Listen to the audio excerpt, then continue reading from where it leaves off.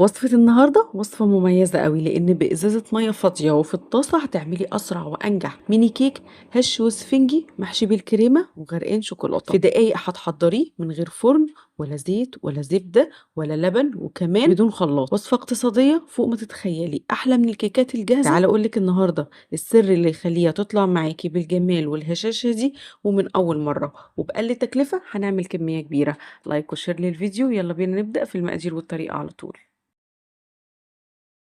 هنحضر الكيك. نقدر نعمل الخطوة دي في الخلاط ونقدر نعملها على ايدينا. النهاردة هعمل بمضرب السلك العادي. عندي بيضتين ونقطتين من الفانيليا وكمان نص كوباية من السكر. ونبدأ ان احنا نضرب السكر مع البيض والفانيليا كويس جدا لحد ما السكر يدوب تماما، يعني تضربه مش اقل من دقيقتين. بعد كده هيكون عندي كوباية من الدقيق، يكون دقيق متعدد الاستعمالات، والكوباية اللي تعايروا بيها السكر هي اللي تعايروا بيها الدقيق علشان المقدار بتاعكم يطلع مظبوط والكيكة بتاعتكم تطلع مظبوطة في الآخر. بعد كده هيكون عندي معلقة كبيرة من الكاكاو الخام الأسباني اللي من غير سكر. أنا محتاجة كاكاو يكون نوعه حلو علشان يديكي طعم حلو وغني في الكيك. كمان هيكون عندي البيكنج باودر. هستعمل معلقة ونص صغيرة من البيكنج باودر ورشة ملح، ونبدأ ان احنا نضرب كل المكونات دي مع بعضها حلو جدا. طبعا احنا هنا مش حاطين اي لبن او مية او اي سوائل.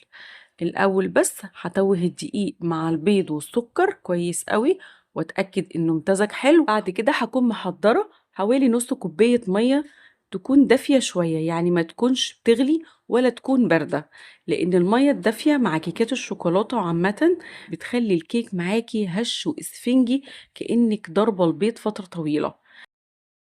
ولأن الدقيق مختلف عن التاني فكنت بنزل بالمية الدافية معلقتين بمعلقتين، معلقتين وأقلب ومعلقتين وأقلب لحد ما أوصل للقوام المناسب والمظبوط. القوام بيبقى سايل شوية زي قوام كيكة الشوكولاتة بالظبط. عارفين قوام الكيك اللي بنخبزه في الفرن؟ بالظبط أنا محتاجة القوام ده. والكيك ده يا جماعة المقدار ده أو الطريقة دي مش بنضيف لها أي مادة دهنية ولا زيت ولا زبدة، مش محتاجين إطلاقا. ده قوام الكيك زي ما انتوا شايفينه، بيبقى بالقوام والسيولة ديت. لو تقيل معاكي شوية زودي عن نص كوباية، لو خفيف طبعا ممكن تضيفي معلقة دقيق بس من الأول. لو ضفتي بالتدريج هتظبطي القوام من الأول. تعالوا بينا بقى نحضر الإزازة اللي هنعمل بيها أو هنصب بيها خليط الكيك. أنا عندي هنا إزازة مية اللي هي الحجم الصغير اللي هي حوالي 600 ملي أو 500 ملي. باجيب كده مفك، وتخلي بالكم بقى وانتوا بتعملوا الخطوة دي بنسخن المفك، وبعد كده ببدأ ان انا اعمل ثقب كده في نص الغطا. المهم بس تبقوا حريصين وانتوا بتعملوا الخطوة دي لان المفك بيبقى سخن جدا. هبقى اخد خليط الكيك بعد كده احطه في دورق يكون ليه بوز كده عشان اعرف اصب خليط الكيك في الازازة. بصب الخليط كده زي ما انتوا شايفينه كله بالكامل. طبعا الخليط ده هيعمل معاكم كمية حلوة جدا وهتشوفوا معايا. وده الثقب اللي انا عملته. يلا بينا نسوي الكيك. هيكون عندي طاسة تكون واسعة شوية علشان تخلصي دفعة كبيرة مرة واحدة. بدهنا بدهنة زيت خفيفة جدا، ولو الزيت كتير معاكي تقدري تمسحيه بمنديل. هي أول مرة بس، وبعد كده مش محتاجة تضيفي زيت. هبدأ إن أنا أنزل زي ما انتوا شايفين كده معايا بخليط الكيك، وأضغط بسيط قوي على الإزازة. حجم كل قطعة ده يرجع لكم، بس لما بيبقى ميني كده بيبقى شكله جميل قوي. تعالوا اكلمكم على النار. النار تحت الطاسة بتكون متوسطة، ولا تكون عالية قوي ولا تكون منخفضة، وتكون الطاسة بتاعتك سخنة جدا قبل ما تنزلي بخليط الكيك، لان لو الطاسة باردة الخليط هتلاقيه فرش معاكي وبقى مسطح قوي.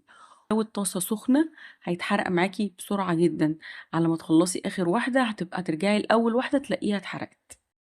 فمهم جدا ان انتوا تظبطوا درجة الحرارة. أول ما تلاقوا فيه فقاقيع ظهرت من فوق ابدأوا إن انتوا تقلبوا الكيك ويبقى معاكم بالشكل ده. ولأن كيك الشوكولاتة عامة بياخد شوية وقت في التسوية، بعد ما بياخد لون من الجنبين أو يستوي من الجنبين بقلبه تالت مرة على أول جهة نزل عليها الكيك، علشان بس أتأكد إن القلب بتاعه استوى تماما ويبقى معانا بالشكل ده.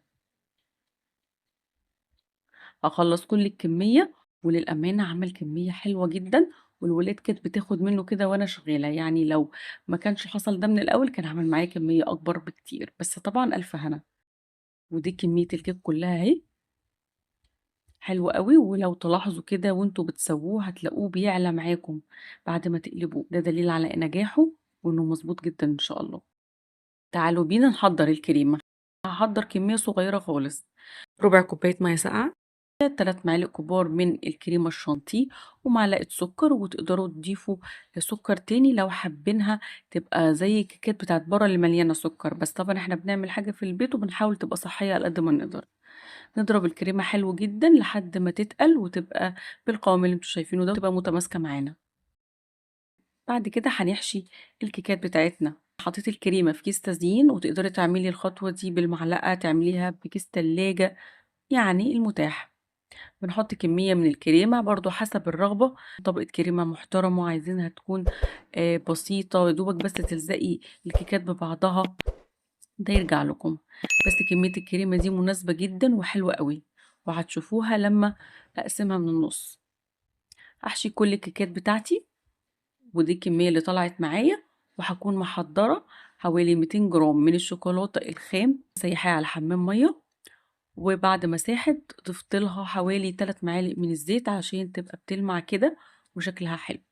ودي شوكولاتة عادية خالص مش بالحليب، تقدروا تستعملوا شوكولاتة بالحليب بتبقى أغنى طبعا في الطعم وأحلى بكتير، بس المتواجد والمتاح أنا اشتغلت بيه. هبدأ إن أنا أغطس الكيكات بتاعتي كده في الشوكولاتة، وأتأكد إنها اتغلفت بالكامل. الجناب اللي عليها كريمة دي أتأكد إنها اتغطت بالشوكولاتة حلو قوي، ولازم طبعا تهزوها حلو جدا جدا علشان تنزل الشوكولاتة الزيادة. أعمل كل الكمية بالشكل ده، وهكون بقى مسيحة شوكولاتة بيضة عشان أعمل خطوط تكسري لون الشوكولاتة ده. بنسيحها برضو بنفس الطريقة، بحط لها معلقتين زيت. اهم حاجه قبل ما تبداوا تغطسوا الكيكات بتاعتكم في الشوكولاته، ممكن تحطوا الكيكات بعد حشو الكريمه في الفريزر 5 دقايق 10 دقايق، عشان بس نتاكد ان الكريمه تماسكت كويس قوي مع الكيكات. حطوا بقى في التلاجة لمدة 10 دقايق عشان الشوكولاتة دي تمسك حلو قوي لو الجو حر عندكم. دي شكل الكيكات بتاعتنا، حلوة قوي، أحلى بكتير من الجاهزة، وسهلة وسريعة وما خدتش معايا وقت خالص. وده شكل الكيك بتاعنا بعد ما جهز. من جوه بصوا الهشاشة بتاعة الكيك، بصوا طبقة الكريمة ومتغلفة بطبقة شوكولاتة لذيذة قوي من بره، وشكلها يجنن حرفيا. أتمنى يكون وصفة النهاردة عجبتكم. لو عجبتكم وصفة النهاردة لايك وشير وسبسكرايب للقناة لو أول مرة بتشوفوني. أشوفكم على خير ومع السلامة.